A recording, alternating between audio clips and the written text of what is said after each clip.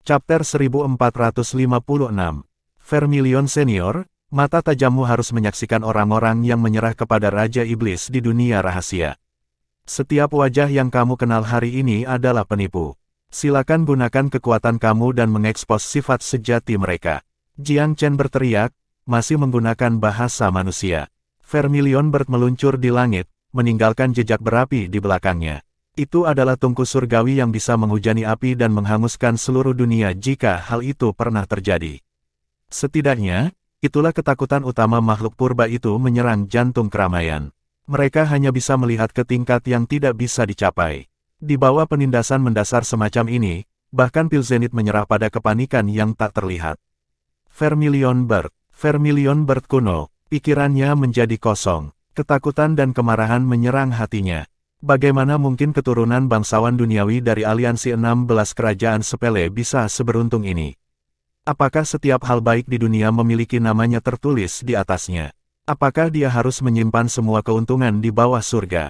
Naga dan vermilion burung adalah binatang ilahi dari zaman kuno. Makhluk-makhluk ilahi ini dianggap telah punah, namun Jiang Chen memiliki keduanya di sisinya. Pilzenit dipenuhi rasa iri. Adapun pembangkit tenaga lainnya, kehadiran burung yang tangguh itu membuat mereka ketakutan dan menyesal. Pencerahan mengalahkan mereka di atas kepala. Mereka akhirnya mengerti mengapa tuan muda itu tampak tidak takut. Gelombang menakutkan tikus adalah satu hal, tetapi Vermilion Bird kuno hanyalah keberadaan di luar pemahaman mereka. Dilihat dari auranya, setidaknya itu adalah kerajaan Empyrean, keberadaan yang jauh melampaui kaisar-kaisar besar. Tanpa ragu, itu bisa dengan mudah membunuh petak-petak besar dari mereka dalam sekejap mata jika itu peduli. Bahkan, mungkin tidak ada yang bisa keluar hidup-hidup. Dengan kartu tersembunyi seperti itu, apa yang harus dikhawatirkan Jiang Chen? Sayang, bahkan faksi yang paling loyal kepada Pilfire penuh penyesalan. Memikirkan bahwa satu keputusan buruk akan menyebabkan kejatuhan kita. Kita seharusnya tidak menentang Velurium. Kita seharusnya tidak mendengarkan Pilzenit. Petik 2. Mengapa kita harus menempelkan hidung kita dalam perebutan kekuasaan di luar kita? Bukankah itu murni bunuh diri? Aku hanya berharap situasinya masih bisa diselamatkan. Petik 2. Sialan Pilzenit, sialan Pilfire, semuanya salah mereka. Jiang Chen benar-benar harimau yang tumbuh dengan sayap. Dia terlalu kuat sekarang untuk dihentikan. Dengan menentangnya, kita akan menjadi batu loncatannya. Betapa bodohnya ini. Petik 2. Penyesalan tulus yang sama bergema dalam di semua pembangkit tenaga listrik. Betapa mereka berharap mereka tidak menyerah pada wortel dan tongkat Pilfire. Mereka harus menjaga bisnis mereka sendiri. Sekarang, hidup mereka dalam bahaya karena ambisi Pilzenit. Apakah semuanya sepadan? Bahkan seorang anak pun bisa menjawabnya. Semakin mereka memikirkannya, semakin mereka jengkel. Menggabungkan mata dewa dengan mata emas jahat, Jiang Chen bisa membaca pikiran batin mereka seperti buku terbuka. Dia tersenyum tanpa ekspresi. Aku harus membunuhmu 10 kali lipat untuk kelakuan dan kelakuan burukmu. Aku tidak akan merasakan sedikit pun rasa bersalah jika aku melakukannya. Namun, surga menghargai kehidupan dan kemanusiaan yang tidak mampu melakukan pertikaian tanpa akhir. Jadi, setelah beberapa perenungan, aku memutuskan untuk memberi kamu kesempatan. Aku ulangi, ini adalah kesempatan terakhir kamu. Dia memperingatkan dengan tegas. Kesempatan lain. Kerumunan itu bangkit. Hebat. Tuan muda Jiang Chen benar-benar bukan penjahat keji yang digambarkan oleh Kaisar Pilzenit. Petik 2. Tapi apakah dia benar-benar akan memberi kita satu kesempatan terakhir? Beberapa merasa sulit untuk percaya. Pilzenit berteriak, jangan jatuh karena kebohongannya. Bocah itu ingin membuat irisan di antara kita sehingga dia bisa menghancurkan kita satu persatu. Percaya padanya hanya akan membawa kehancuran. Petik 2. Raja Pilfire yang cemas harus menghentikan saingannya agar tidak menghasut orang-orang untuk meninggalkannya. Aliansi sudah bertumpu pada fondasi yang lemah. Jika mereka terombang-ambing oleh Jiang Chen, mereka akan kehilangan sedikit semangat juang terakhir mereka. Pilfire akan menjadi terisolasi di semua sisi. Bagaimana dia bisa membayar itu dalam keadaan saat ini? Dia tidak akan takut jika bukan karena Vermilion Bird. Bahkan jika dia tidak bisa membalikkan situasi, dia yakin bahwa dia dan para elitnya cukup kuat untuk melarikan diri. Tetapi semuanya telah terbang keluar dari jendela begitu burung purba muncul. Seberapa kuat itu? Itu sulit untuk diukur, bahkan untuknya. Binatang itu tidak terlihat dalam kondisi terbaiknya, tetapi meski begitu, itu bukanlah sesuatu yang bisa dilakukan Pilzenit. Dia enggan mundur, bertanya-tanya apakah dia harus terus berjuang. Tapi sekarang, dia hanya punya satu hal di benaknya, lari. Jiang Chen menatapnya dengan senyum supercilious. Pilzenit, bahkan di depan pintu kematian, tampaknya kamu masih ingin menyeret semua orang bersamamu. Matanya tertuju pada para pemimpin berbagai faksi. Kamu bisa membantunya, atau kamu bisa memperbaiki cara kamu. Itu tidak masalah bagi aku, tetapi kamu harus menanggung konsekuensi dari keputusan kamu. Kamu sudah diperingatkan. Sekarang, mereka yang setia kepada Pilzenit sampai akhir yang pahit, berdiri di sebelah kanan. Mereka yang berubah pikiran, pindah ke kiri. Ingat, tidak ada jalan tengah. Jika kamu tidak bergerak, kamu akan dianggap sebagai pengikut setia Pilfire. Kamu memiliki 10 napas untuk memutuskan mulai dari sekarang. Kerumunan itu menatap, tercengang, terutama mereka yang masih berharap keajaiban. Beberapa orang yang berkemauan lemah segera berlari ke kiri, jelas muak dengan Pilfire. Mengapa kita harus membayar ambisi Pilzenit dengan kematian kita? Keadaan akan berbeda jika pria itu memiliki keberanian. Semua orang bisa berbagi keuntungan bersama dan pulang dengan bahagia. Namun, Kaisar Agung hanya memiliki ambisi untuknya. Berkali-kali, ia menjadi lebih buruk karena dikenakan terhadap Tuan Muda Zen, mundur dengan ekor di antara kedua kakinya. Sepertinya dia cukup membuat marah Tuan Muda kali ini sehingga Veluriam bertekad untuk menyelesaikan semuanya sekali dan untuk selamanya. Mengenai siapa yang lebih kuat dan siapa yang lebih lemah, bukankah hasilnya berbicara sendiri? Para pembudidaya ini memiliki sedikit cinta untuk Pilfire untuk memulai. Sekarang mereka hanya ingin menarik garis yang jelas antara kota dan diri mereka secepat mungkin. Yang pertama mengarah ke yang kedua, kemudian yang ketiga. Pilzenit menyaksikan wajah-wajah yang akrab biasanya dipenuhi dengan rasa hormat dan sanjungan meninggalkan sisinya tanpa ragu-ragu. Dalam waktu kurang dari 10 napas, 3/4 dari kerumunan berdiri di sebelah kiri, dengan beberapa sungai Empyrean dan pembudidaya Sublime Chord ada di antara mereka. Master Empyrean River Palace masih berdiri di depan Pilzenit, tetapi perjuangan batinnya jelas di wajahnya untuk dilihat semua orang. Terlepas dari pengalamannya yang luas, ia tidak bisa tidak takut oleh aura Vermilion bertiang kuat. Dia akhirnya mulai berpikir 2 kali. Apa yang dia dapatkan dengan mengikuti Pilfire dengan sangat setia selama ini? Dia melihat sisi yang berlawanan. Sekte Yuskaiswat besar dan Istana Cicada Surgawi berdiri dengan santai dan riang, dengan malas mengawasi mereka. Sekte peringkat pertama ini sama seperti fraksinya sendiri, jadi mengapa mereka berada di lintasan yang sangat berbeda? Daois Pilzenit, dia akhirnya berbicara, nadanya menyakitkan. Apakah kamu berencana untuk mengkhianati aku juga? Pilzenit bertanya dengan acuh tak acuh. Tidak, tapi di mana ada kehidupan, ada harapan. Dengan keadaan ini, mengapa kamu tidak? Cukup, Pilzenit menyela dengan marah dengan ketidaksenangan.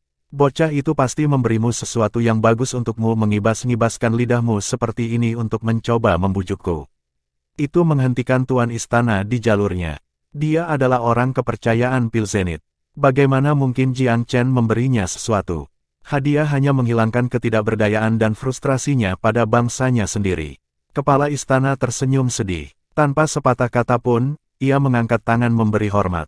Kemudian, terlepas dari rasa malunya, dia berjalan ke kiri tanpa melihat ke belakang. Dia bisa melihat sejelas orang bagaimana mereka benar-benar dialihkan, jadi dia harus membuat pilihan. Untuk Pilfire, pengabaian Empyrean River Palace adalah paku terakhir di peti mati.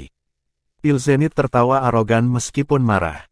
Dasar pengecut, ketahuilah, kalian semua, bahkan jika seluruh dunia meninggalkan kita, apa yang harus ditakuti Kaisar Agung ini? Petik 2. Dengan meraih tangan, jimat ungu tiba-tiba muncul di depannya. Ini buruk, dia ingin pergi. Han Qianzan dari Skysword Sekte segera melihat niat Pilzenit.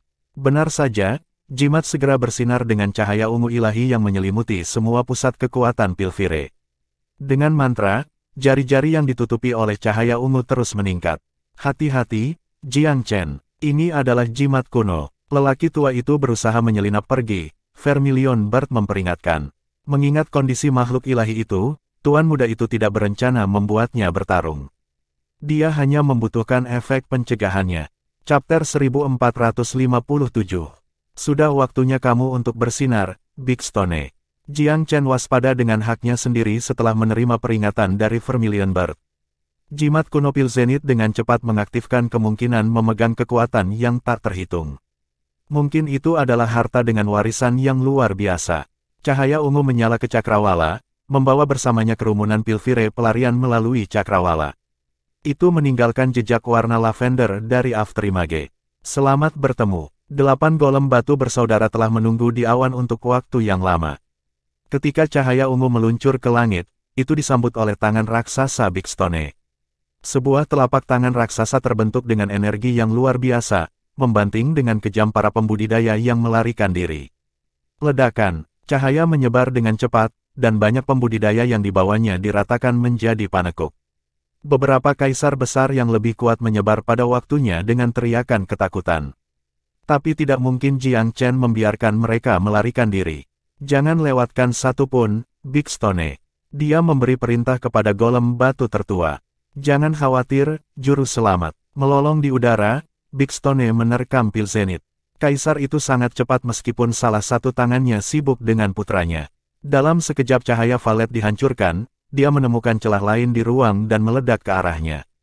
Tangannya yang lain menghasilkan jimat kedua, yang kuno yang dirancang untuk mundur seperti yang terakhir. Tubuhnya diubah menjadi panah tajam yang dirancang untuk menembus batasan spasial. Bahkan setinggi ini di udara, saudara-saudara golem batu telah mengunci seluruh ruang.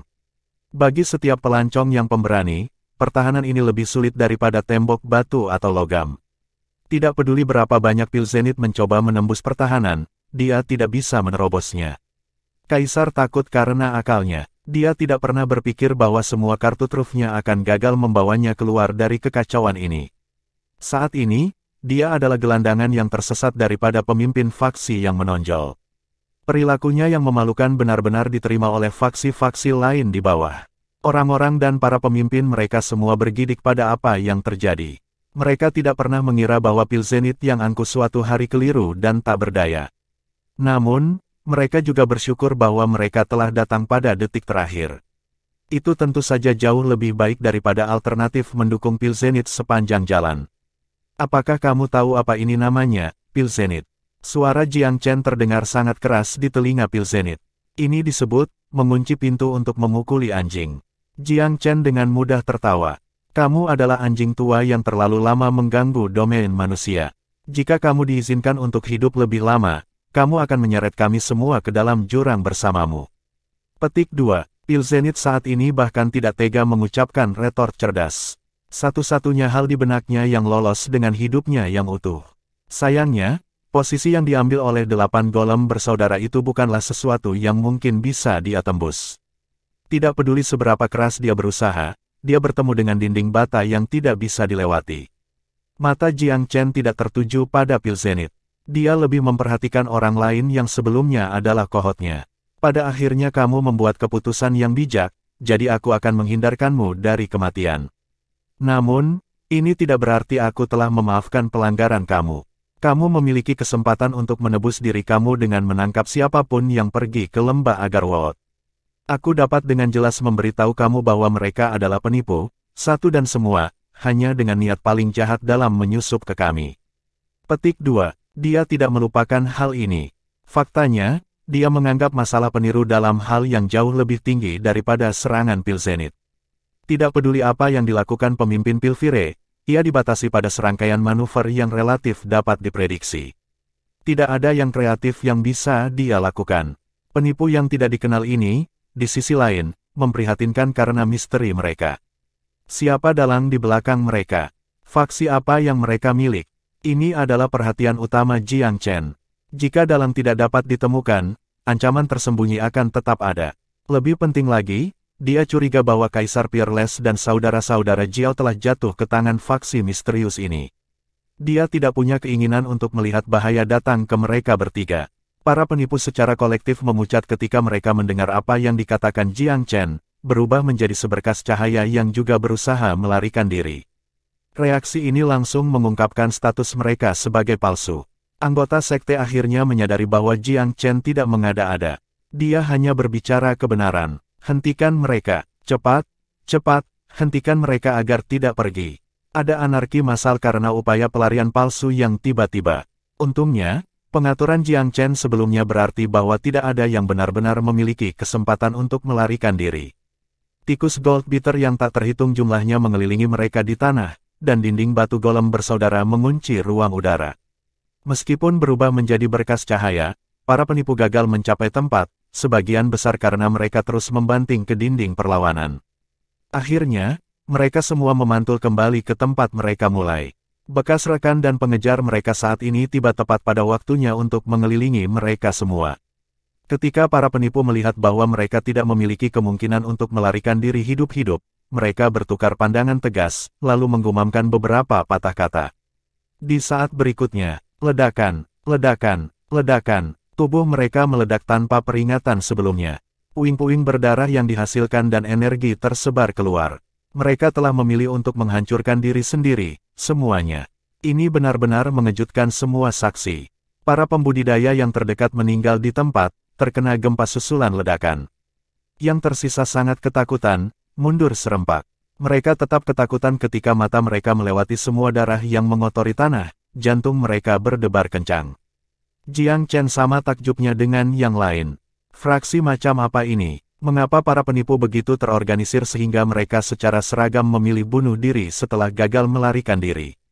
Seorang kultivator yang memilih untuk meledakkan dirinya adalah salah satu hal paling kejam yang harus dilakukan terhadap diri sendiri. Tanpa hati yang dingin, siapa yang bisa cukup berperasaan untuk melukai diri sendiri sedemikian rupa? Kesenangan Jiang Chen karena telah sepenuhnya menghancurkan koalisi utara menguap karena pergantian peristiwa baru ini. Dia tidak terlalu menghargai kehidupan orang mati, tetapi jejaknya dingin sekarang setelah mereka pergi. Bagaimana dia bisa menemukan Kaisar Peerless dan Jiao bersaudara sekarang? Di atas awan, Pil Zenith bertempur seperti binatang buas yang terpojok. Eksekutif Pilvire lainnya ditangkap atau mati, dan tidak ada yang tersisa untuk melakukan perlawanan. Kaisar masih berjuang sendirian seperti orang gila, rambutnya berantakan dan tidak terawat.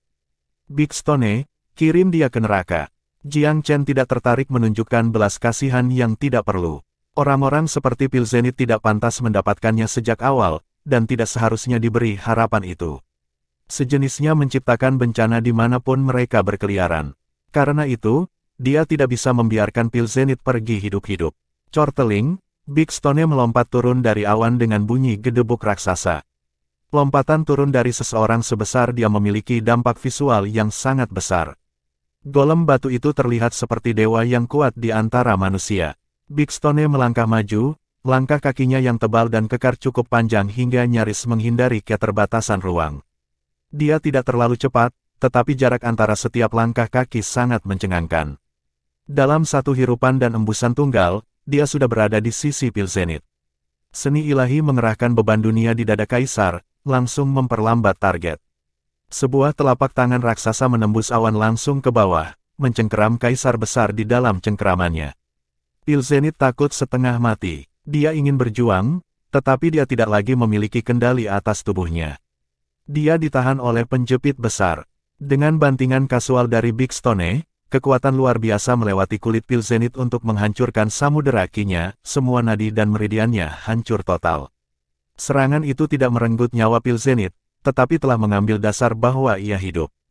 Untuk Big Stone, siapapun yang kalah melawannya diperlakukan dengan cara yang persis sama, terlepas dari status mereka.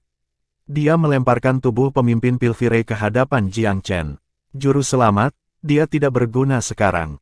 Kamu memberitahu aku apa yang harus aku lakukan dengannya. Petik 2. Big Stone mungkin naif, tetapi dia memiliki kecerdikannya sendiri. Dia cukup tahu untuk membiarkan Jiang Chen menentukan nasib terakhir musuhnya. Jiang Chen menatap Kaisar yang berjuang, hatinya tanpa belas kasih. Bahkan, dia membenci pria itu hingga akhir yang pahit. Kamu akan menemui akhir yang tidak terhormat dari diri kamu, Jiang Chen. Aku tidak akan membiarkan kamu pergi bahkan sebagai hantu. Pil Zenith tahu bahwa kematiannya terjamin sehingga terpaksa mengutuk. Aku menganggapmu serendah tanah saat kamu masih hidup. Apakah kamu pikir aku akan takut pada kamu setelah kamu mati? Jiang Chen tersenyum samar. Tindakanmu dalam hidup ini berarti bahwa bahkan jika kamu bereinkarnasi, kamu akan menjadi binatang. Ingin membalas dendam padaku. Lakukan 10 hukuman seumur hidup terlebih dahulu. Petik 2. Pil Zenith yang sebelumnya sombong jatuh ke tanah seperti anjing mati. Dia lebih terlihat seperti sedang berlutut karena menghormati Jiang Chen. Sekutu mantan Pil Fire tercengang. Di mata mereka, Pil Zenith pernah menjadi seseorang yang tidak ada duanya di dunia. Tapi kaisar yang tak terkalahkan itu hampir tidak berarti di hadapan Jiang Chen. Perbedaan besar antara harapan dan kenyataan ini agak sulit diterima bagi kebanyakan orang. Apakah era Kaisar Pil Zenith sudah berakhir seperti ini? Tampaknya ambisi Pil Fire yang mekar adalah lelucon mutlak. Mulai sekarang, domain manusia hanya milik Felurium Capital. Pada akhirnya ini lebih baik. Ketika utara dan selatan berperang satu sama lain, manusia adalah pecundang terbesar. Kesimpulan yang menentukan mungkin adalah yang terbaik.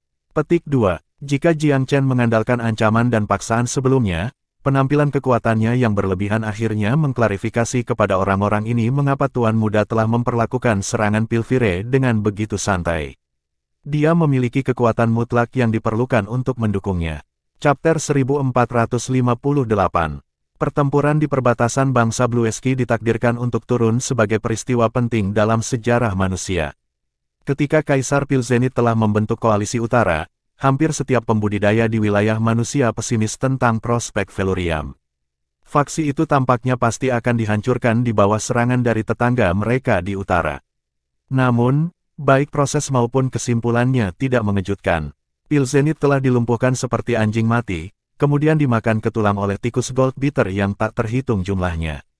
Meskipun pembuluh darah dan meridiannya telah dihancurkan, esensi hidupnya belum hilang. Karena itu, ia menjadi nutrisi yang luar biasa untuk tikus. Kerangka yang cepat dari Kaisar Agung yang dulu sombong, yang diilhami, mengejutkan kagum pada mantan pengikutnya. Jatuhnya Pil Zenith seperti monumen di hati mereka dihancurkan. Mereka sama sekali tidak mengharapkan Kaisar besar yang hampir tak terkalahkan akan begitu mudah dihancurkan oleh Tuan Muda Felurium. Ini adalah celah yang nyata dan terukur. Pil Zenith telah bersekongkol berkali-kali untuk menjatuhkan Jiang Chen. Namun kali ini, dia jelas sudah keterlaluan. Pria muda itu membalas budi dengan benar-benar menghancurkan Kaisar dan fraksinya dengan sambaran petir. Ini membuat semua orang menyadari kenyataan yang mengejutkan bahwa Felurium tidak pernah takut pada Pil Fire bahkan sejak awal. Sebaliknya, Tuan Muda Jiang Chen bahkan tidak pernah melihat Pil Fire sebagai saingan jangka panjang dalam bentuk apapun. Di matanya, Pil Zenith tidak lebih dari badut menari. Orang-orang Pil Fire City semuanya mati, tetapi Jiang Chen tidak menyerukan tikus Gold Beater-nya untuk mundur. Mereka mengerumuni para pembelot. Jiang Chen tidak percaya selama sedetik pun bahwa etika ada hubungannya dengan pembelotan mereka. Mereka hanya menyerah karena ketakutan kolektif mereka akan kematian. 8 sekte peringkat pertama dari 8 daerah atas seharusnya menjadi pilarnya. Lihatlah apa yang telah kamu lakukan sebagai gantinya. Hari demi hari, yang kamu kelola hanyalah tipuan dan tipu daya satu sama lain. Kamu melakukan kerugian besar bagi orang awam hanya dengan yang ada.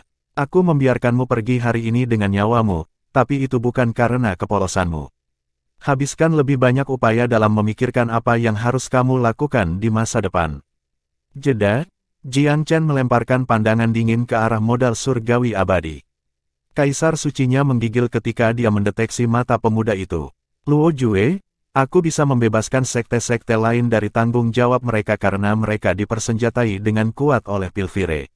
Namun modal surgawi abadi, tidak bisa dimaafkan. Petik 2. Sekte telah membuat jalan ke daftar sasaran Jiang Chen sejak lama. Tuan Muda Jiang Chen, Luo Jue meludah dengan kesal, apakah kamu menghidupkan aku setelah menipu aku untuk menyerah? Tidak perlu membela diri, Jiang Chen tersenyum tipis. Aku tidak tertarik mendengar alasanmu. Apakah kamu menolak atau tidak, nasib kamu tidak akan berubah. Petik 2. Panik melintas di wajah kepala sekte. Jiang Chen, serunya, jika kamu bersedia untuk mengampuni loyalis Pil Fire lainnya, mengapa kamu tidak bisa menunjukkan belas kasihan kepada kami juga? Ya, kami bertanggung jawab atas domain Myriad bertahun-tahun yang lalu. Namun, belumkah survival of the fittest menjadi hukum tak terucapkan dari wilayah manusia sejak zaman dahulu? Apa perbedaan antara kita dan Ninesun Sky Sect? Mengapa kamu hanya menargetkan kami, Tuan Muda Jiang Chen? Petik 2. Dia tidak menyerah pada jalan keluar dari takdirnya. Survival of the fittest. Jiang Chen tertawa. Begitukah kamu memahaminya? Baiklah, karena aku sekarang lebih bugar untuk bertahan hidup daripada kamu, itu berarti kamu harus mati karena aku mengatakannya. Kanan, dia menggunakan argumen Luo Jue sendiri untuk menentangnya. Karena ini, penguasa modal surgawi abadi tidak memiliki jawaban. Ya, mengapa survival of the fittest tidak bisa berlaku di sini juga? Kepala sekte ingin mengatakan lebih banyak, tetapi Jiang Chen tidak tertarik memberinya kesempatan. Batu besar, bawa dia keluar. Pria muda itu bersiap untuk menyingkirkan semua musuhnya. Baik modal surgawi abadi dan kaisar sucinya tidak memiliki banyak hal bila dibandingkan dengan Pilvire City. Tidak ada yang dilakukan yang terakhir, yang membuat kasus mantan semakin tidak ada harapan. Kaisar suci ingin membuat pendirian terakhir, tetapi dia hampir tidak bisa menggerakkan jari sebelum 8 saudara golem menjadikannya nasib yang sama seperti Kaisar Pilzenit. Tata letak 8 daerah atas untuk selanjutnya sepenuhnya diubah. Eternal Celestial Capital tersentak dari daftar 8 sekte peringkat pertama. Dalam bentrokan antara dua kekuatan super, Feluriam adalah pemenang terakhir. Pilvire dipaksa menurun, menandai akhir suatu zaman. Bagi Feluriam, kemenangan itu tidak kekurangan total. Itu adalah peluang emas untuk pengembangan faksi. Ditambah dengan banyak kelebihan yang sudah dimilikinya, rasanya seperti berada di puncak dunia. Jiang Chen sangat tidak senang. Para penipu yang dikirim oleh faksi misterius telah melakukan bunuh diri di depan matanya. Dia tidak bisa mempertanyakan satupun dari mereka, meskipun keinginannya sangat kuat untuk melakukannya. Jiang Chen tidak takut Pilvire atau faksi peringkat pertama lainnya dalam 8 daerah atas. Setelah lama terpapar dengan mereka, dia tahu mereka seperti punggung tangannya. Semua kartu dan sumber daya mereka adalah buku terbuka. Bahkan ketika situasi untuk Feluriam berada pada kondisi terburuknya, Jiang Chen tidak pernah secara khusus ditekan. Namun, faksi misterius, kemampuannya untuk menciptakan begitu banyak penipu dalam rentang waktu yang singkat membuatnya waspada. Dia mengabaikan tatapan takut dari yang lain setelah memberantas para penggarap dari modal surgawi abadi. Sekte Naga Langit, Kuil Chort yang luhur, dan Istana Sungai Empirean, tidak satupun dari ketiga sekte tersebut yang memiliki dendam fana kepada Jiang Chen. Tidak ada alasan bagi pemuda itu untuk menebangnya. Jika aku mengikuti emosiku, tuan-tuan, aku akan menemukan membunuh kalian semua untuk duduk dengan baik denganku. Lagi pula, kamu bertindak sebagai anjing pemburu Pilvire City saat memasuki wilayah Feluriam.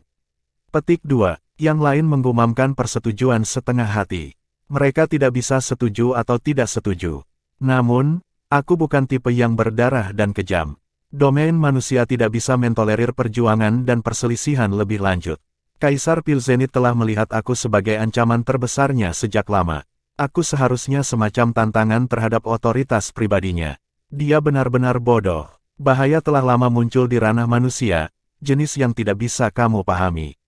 Iblis dan alien di luar Boundary Steles sedang mencari kelemahan di barisan kami.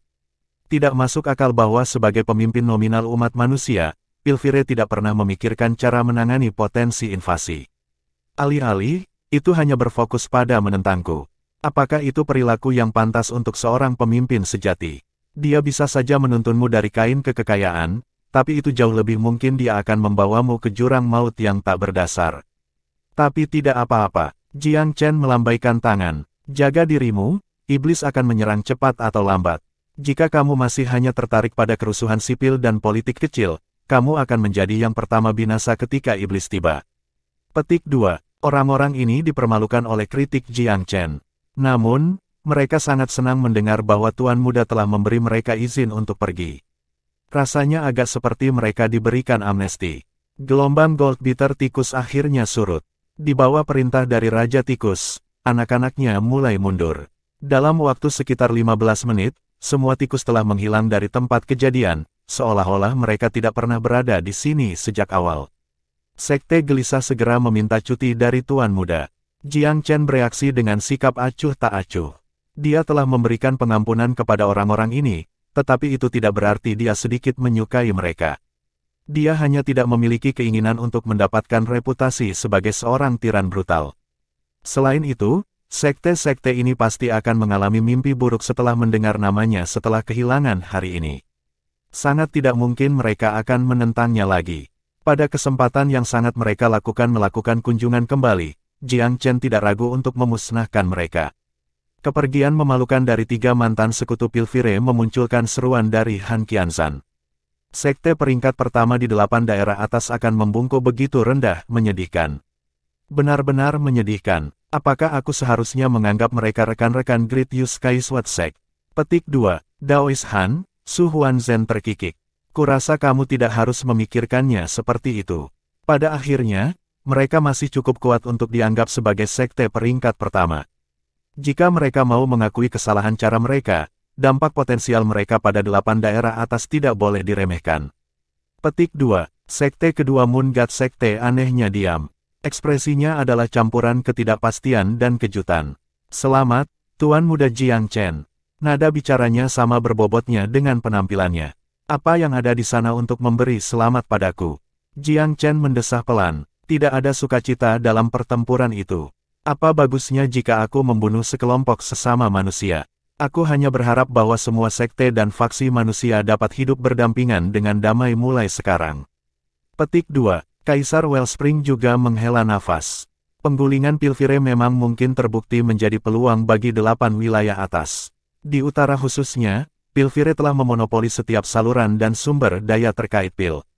Karena itu, sekte peringkat pertama lainnya akan direvitalisasi sekarang setelah awan yang membayangi mereka hilang. Pasti akan ada perubahan, bahkan mungkin radikal. Petik 2. Sudut pandang Kaisar tajam dan tajam. Dia langsung melihat efek kehancuran Pilfire pada dunia. Perubahan terbesar adalah bahwa keuntungan Pilfire yang dimonopoli sekarang akan dibagi di antara tetangganya yang cukup kuat. Banyak uang akan berpindah tangan. Jiang Chen menjadi prihatin dengan pendapat yang disodorkan. Tuan Muda, aku pikir Velurium harus mengambil alih apa yang ditinggalkan Pilfire. Kalau tidak, mungkin ada pertikaian hebat yang timbul dari kekosongan kekuasaan, mungkin pada skala yang tidak terjangkau. Selain itu, Velurium harus memerintah di selatan dan utara jika ingin menguasai seluruh wilayah manusia. Saran Kaisar Wellspring sama-sama menggugah pikiran. Seperti yang dia katakan, kekosongan Pilfire hanya bisa diisi oleh Velurium. Jumlah keuntungan di atas meja bisa mendatangkan haus darah dari pasifis yang paling setia. Bagaimana domain manusia yang berperang bisa bertahan melawan invasi iblis? Jiang Chen sepenuhnya setuju dengan analisis Kaisar Agung. Chapter 1459. Jiang Chen cepat dan efisien. Dengan momentum yang mengesankan, dia membawa sekelompok bawahan bersamanya ke Pilfire City hari itu juga. Pil Zenith telah membawa sebanyak 90% dari yang terbaik Pilfire pada serangan mendadaknya melawan Velurium. 10 sisanya telah ditinggalkan untuk menahan benteng. Ketika para penjaga yang dimuliakan ini mendengar tentang apa yang terjadi di wilayah Velurium, tidak satu pun dari mereka yang memiliki keberanian untuk melawan. Mereka meninggalkan kota sebelum kedatangan Jiang Chen, membawa banyak kekayaan kota bersama mereka. Ketika Jiang Chen tiba di Pilfire dan mengumumkan dia akan mengambil alih, tidak ada satupun tokoh penting yang ditemukan. Rakyat jelata dipenuhi dengan keresahan dan ketidakpastian.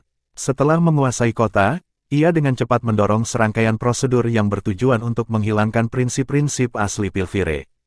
Pada awalnya, penduduk kota dan kekuatan sekitarnya agak khawatir tentang pengambil alihan Velurium. Banyak faksi, klan, dan pengikut yang lebih kecil juga berbagi sentimen ini.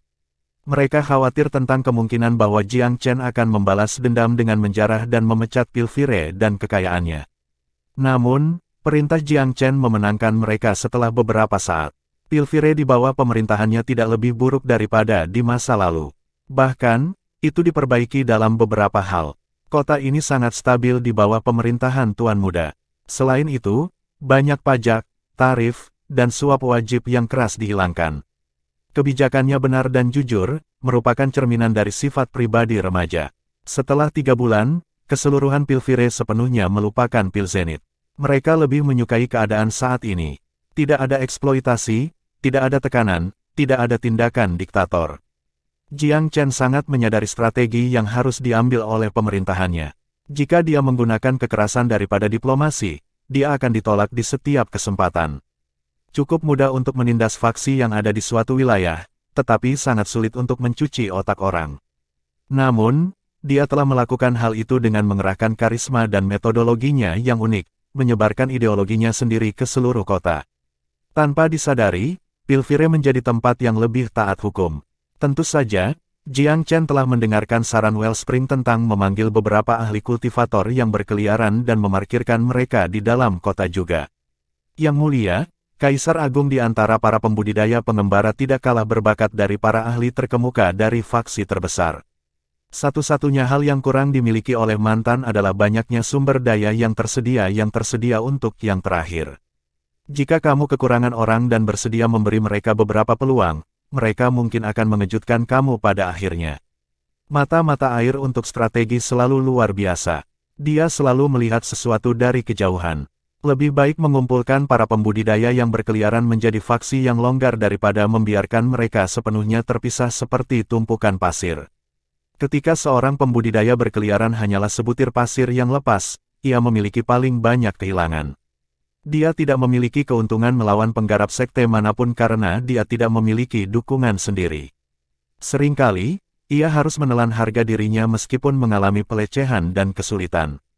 Jika para penggarap pengembara, terutama Kaisar Besar, bisa berkumpul bersama, itu akan sangat membantu melawan invasi iblis. Setelah mempertimbangkannya sejenak, Jiang Chen mengangguk. Kakak Hui, persepsi dan ketajaman kepala kamu tidak ada duanya di antara saudara-saudara kamu yang berkeliaran. Haha, kamu terlalu memikirkan aku, Tuan Muda. Aku memikirkan hal-hal ini sepanjang waktu. Bahkan orang bodoh sepertiku dapat menikmati saat-saat gemerlapnya, kamu tahu. Mata air sangat rendah hati. Tidak perlu menjual dirimu sendiri, Kakak Hui. Ada banyak keuntungan untuk mengumpulkan Kaisar Besar yang berkeliaran. Ini tidak sesederhana menyatukan sekelompok ahli saja. Karena pembudidaya berkeliaran sering bepergian, mereka akan menjadi target pertama untuk iblis yang bangkit kembali.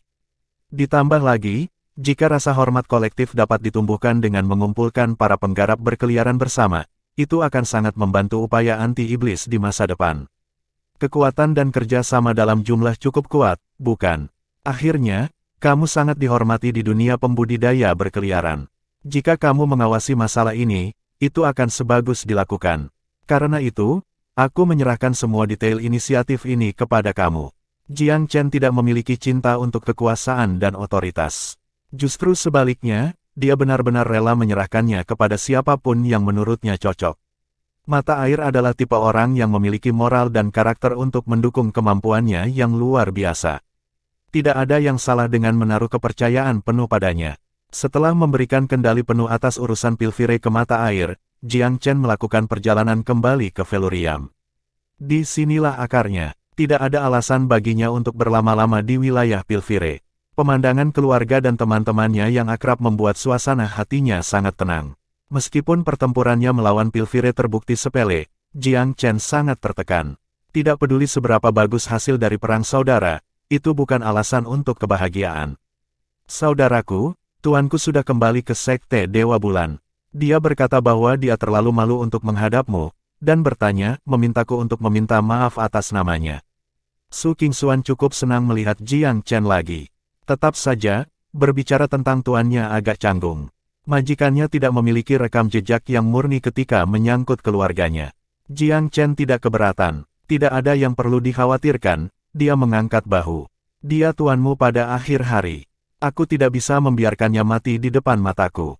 Petik 2, mata Su Qingshuan memerah. Terima kasih, kakak busuk, gumamnya setelah beberapa saat. Gadis itu biasanya menikmati memukul kepala dengan saudara laki-lakinya, tetapi itu tidak berarti dia memiliki sesuatu yang menentangnya. Dia mengagumi dan menyembahnya, bahkan di masa lalu, dia kadang-kadang akan menganggap superioritas saudaranya daripada dirinya sebagai produk nasib buruk. Tetapi setelah mengalami peristiwa baru-baru ini, Su Qingshuan akhirnya mengerti bahwa kakaknya tidak hanya beruntung. Dia juga luar biasa karismatik. Itulah sebabnya begitu banyak yang terkesan dengannya di masa mudanya. Siapa lagi yang akan peduli untuk sekte kedua Moon God Sekte dalam situasi itu? Dia sebenarnya bukan temannya. Untuk mengatakan bahwa mereka dalam kondisi yang buruk adalah membuatnya enteng. Orang biasa akan menikmati momen Schadenfreude. Jiang Chen telah melakukan sesuatu yang sangat berbeda. Dia telah membuat pertukaran sandera, secara tidak langsung mengajar adiknya pelajaran dalam proses itu. Setelah Velurium akhirnya melihat kembalinya tuan mudanya, banyak agen rahasia segera dikirim untuk menyelidiki. Jiang Chen menaruh perhatian besar pada Kaisar Peerless dan keberadaan potensial saudara Jiao.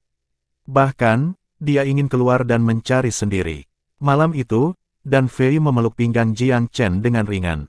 Dia meletakkan wajahnya di punggung Jiang Chen, suaranya lembut. Saudaraku Chen, aku mendengar bahwa kamu menutup pintu kamu untuk berkultivasi lagi. Jiang Chen mengangguk. Daner, aku sudah membiarkanmu menderita selama ini. Kami para kultivator bekerja keras dalam perjalanan dan kultivasi kami. Meskipun kita hidup lebih lama daripada manusia, kita menghabiskan sedikit waktu bersama orang yang kita cintai dan keluarga. Petik 2. Dan Fei menghela nafas dengan hati-hati. Kadang-kadang, aku bertanya-tanya apakah kita akan memiliki kehidupan yang lebih baik sebagai pasangan normal. Namun, bukankah hidup ini terlalu biasa bagi kita seperti itu? Seorang wanita normal hanya memiliki 10 tahun masa muda, aku pikir kultivasi pada akhirnya lebih baik. Petik 2. Kultivasi memperpanjang umur dan mempertahankan keremajaan, terkadang tanpa batas. Dan Fei sangat memperhatikan penampilannya. Dia sudah seperti itu sejak dia di Sky Laurel Kingdom.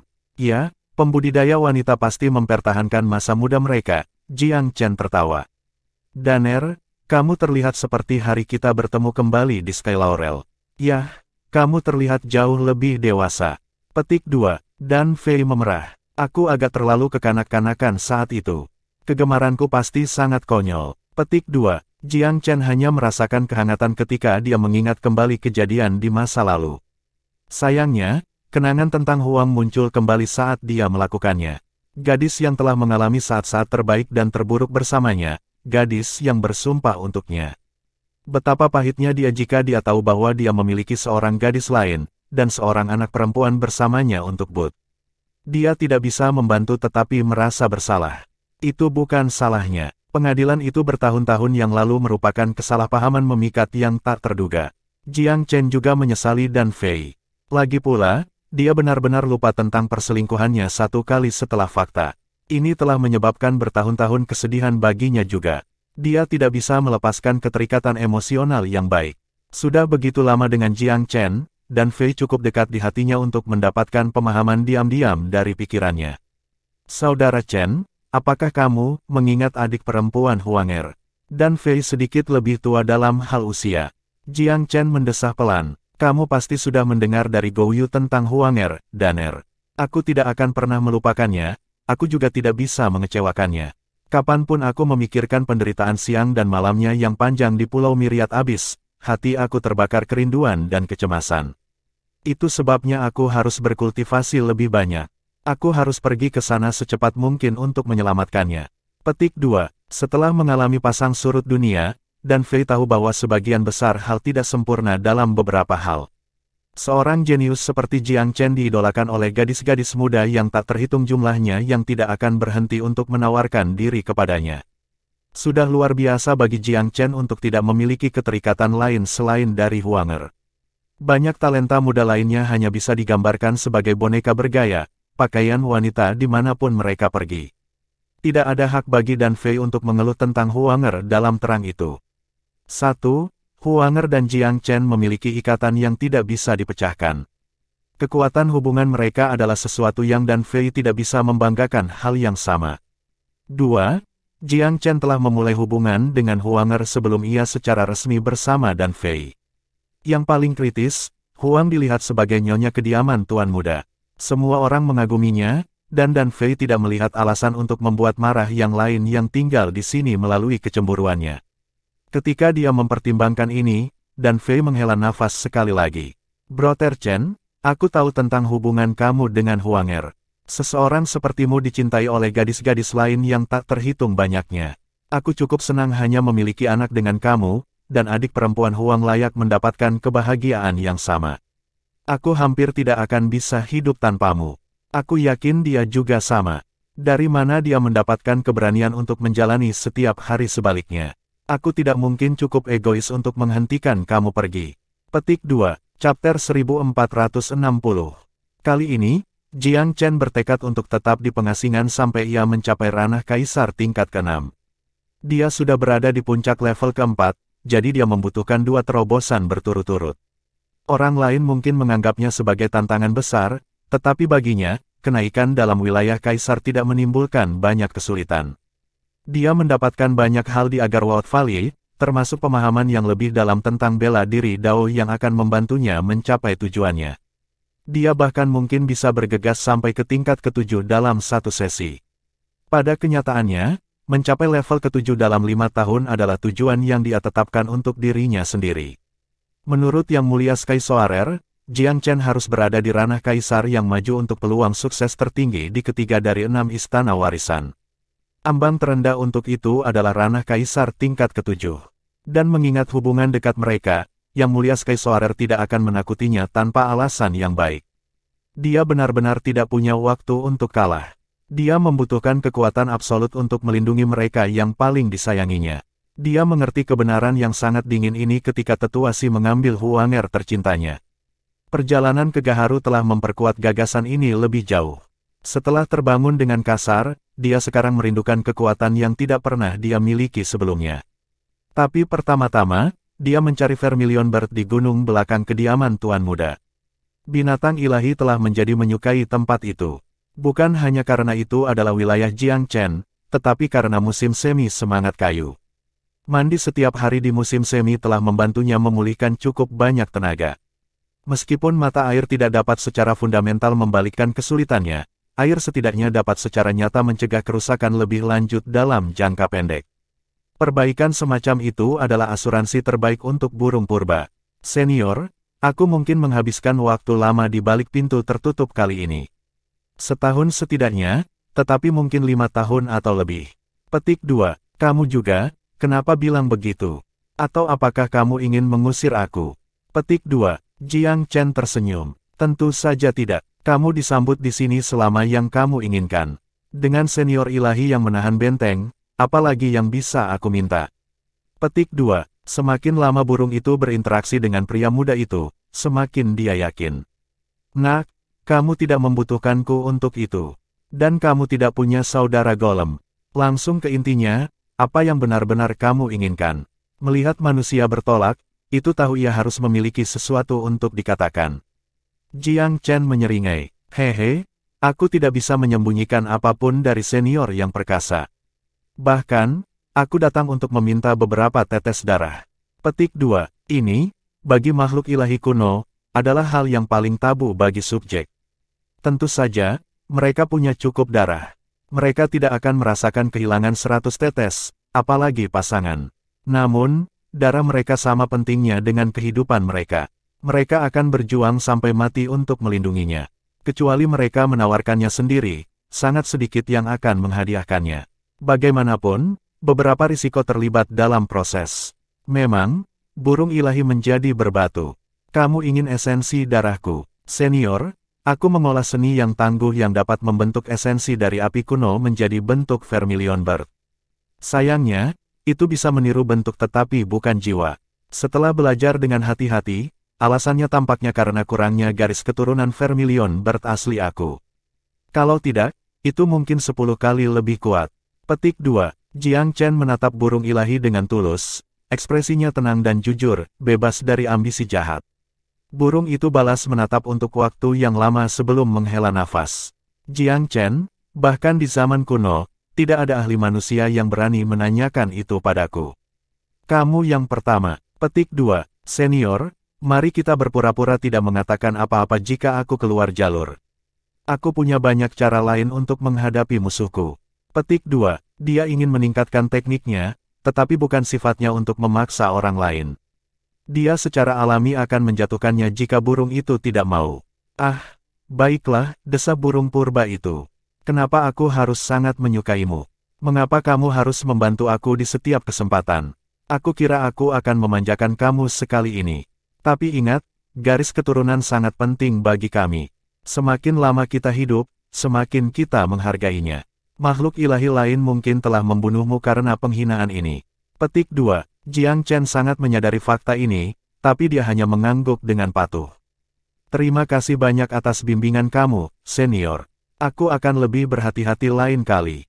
Petik 2, Long Xiaoxuan dan Little White juga merupakan denyut kuno, satu naga sejati dan satu harimau putih astral. Tapi naga itu rela memberikan darahnya setiap kali Jiang Chen bertanya. Sedangkan untuk harimau putih, dia membesarkannya sejak muda. Pada dasarnya itu adalah hewan kontraknya, jadi dia tidak pernah menolaknya. Karenanya, dia mengabaikan masalah ini. Tidak sampai pengingat Vermilion Bird dia menyadari betapa terburu-buru permintaannya. Untungnya, bahkan jika enggan, burung purba itu tidak cukup kikir untuk menolak. Itu memberinya 3 tetes darah pada akhirnya, mengkuantifikasi dengan sedih, kekuatan aku telah anjlok karena hidup aku sudah hampir berakhir, sehingga darah telah kehilangan banyak potensinya. Bagaimana kalau aku memberi kamu lebih banyak setelah aku sepenuhnya pulih? Petik 2. Jiang Chen berseri-seri dengan gembira. Aku tidak bisa cukup berterima kasih, senior. Itu mengingatkan aku, tolong jadikan rumah ini rumah kamu. Setelah aku menjadi kaisar yang hebat, kita akan pergi ke Myriad Abyss Island bersama. Mungkin kamu akan menemukan tempat yang cocok di sana untuk membebaskan diri dari belenggu kehidupan dan dilahirkan kembali. Petik 2. Vermilion Bird menjadi gembira, tetap diam untuk waktu yang lama sebelum berseru, aku akan menunggu kamu untuk mencapai kerajaan kaisar yang hebat saat itu. Cepatlah. Petik 2. Itu adalah lelucon sederhana. Sudah cukup senang dengan musim semi roh kayu dan kehidupan di kediaman tuan muda itu mudah. Faktanya, itu tidak akan meninggalkan keselamatan musim semi bahkan jika Jiang Chen mengusirnya. Tuan muda kemudian pergi untuk menemukan 8 golem. Dia memesan area di belakang gunung untuk istirahat, budidaya, atau kegiatan lainnya. Mereka dihidupkan kembali belum lama ini, tubuh dan jiwa mereka sebelumnya terpisah selama berabad-abad. Dibandingkan dengan perdana mereka masih terlalu lemah. Sekarang, mereka juga bisa berkultivasi dengan pikiran tunggal di kediaman. Big Stone membenturkan dadanya ketika Jiang Chen menyebutkan pengasingan. Jangan khawatir, kami, saudara-saudara akan mempertahankan tempat ini dengan nyawa kami, bahkan jika beberapa iblis lumpuh datang menyerang. Petik 2. Tuan muda tersenyum. Golem telah memahaminya sebelum dia mengatakan apapun. Golem konon lambat dan sederhana, tetapi Big Stone tampaknya telah menyerap budaya manusia dengan cukup cepat dan sekarang memahami cara dunia. Perhentian berikutnya adalah area perumahan, atau lebih tepatnya, Nyonya Yun. Dia merasa bersalah atas hilangnya Peerless. Dia harus membayar telepon setidaknya, dan mungkin memberikan penghiburan apapun yang dia bisa. Itu tidak akan membuat dia terus khawatir dengan hanya diam saja. Memang, terkejut dengan kunjungannya, dia tidak bisa menyembunyikan kekhawatiran batinnya. Kakak ipar, aku yang harus disalahkan atas hilangnya kakakmu. Tapi aku berjanji tidak akan duduk diam. Aku sudah mengirim banyak orang untuk menyelidiki. Bisnisnya adalah bisnis Velurium, dan dengan kekuatannya yang luas, dia pasti akan tetap berada di luar bahaya. Jadi, jangan terlalu khawatir. Petik 2. Nyonya Yun adalah wanita yang baik dan empatik. Dia memang sakit karena khawatir, tetapi dia tahu Jiang Chen tidak bersalah. Adik laki-laki, surga membantu yang layak. Seperti yang kamu katakan, aku yakin Brotermo aman dan sehat di suatu tempat. Dia harus ditahan karena suatu alasan, tetapi suatu hari dia akan kembali. Dia sangat percaya pada pasangan daunnya. Jiang Chen sedikit lega dengan suasana hatinya yang stabil. Memang, setelah mendapatkan darah kunpeng, Peerless memiliki potensi untuk menerobos ke ranah Empyrean. Dengan kemampuannya, dia pasti aman tidak peduli siapa yang berkomplot dalam bayang-bayang. Dengan segala sesuatunya diurutkan, Jiang Chen memasuki istana Guoran, secara resmi memulai pengasingannya. Prioritas pertamanya adalah untuk memperbaiki esensi darah Vermilion Bird. Bahkan menjelang akhir hidupnya, darah makhluk ilahi kuno tidak dapat ditampilkan. Selama dia bisa menggabungkannya dengan gambar Vermilion Bird, kekuatan tekniknya akan melambung. Azure Dragon, Harimau Putih, Vermilion Bird, dan Black Tortoise. Aku hanya melewatkan garis keturunan kura-kura hitam. Jika aku dapat memperolehnya suatu hari, dengan keempatnya, aku dapat menguasai kelima elemen dan memahami Dao Surgawi. Itu akan menjadi peluang lebih dari seumur hidup. Petik 2. Meskipun perjalanan ke lembah Gaharu telah penuh dengan bahaya, dia menuai keuntungan besar. Darah Vermilion Bird, khususnya, dikirim dari surga. Tujuan jangka panjangnya adalah untuk mencapai pesawat surga dan menyelami kedalamannya. Mengapa pesawat-pesawat itu hancur? Mengumpulkan darah dari keempat makhluk purba yang agung mungkin memungkinkannya untuk membuat yang tidak mungkin menjadi mungkin, membawanya satu langkah lebih dekat ke akar misteri kehidupan masa lalunya.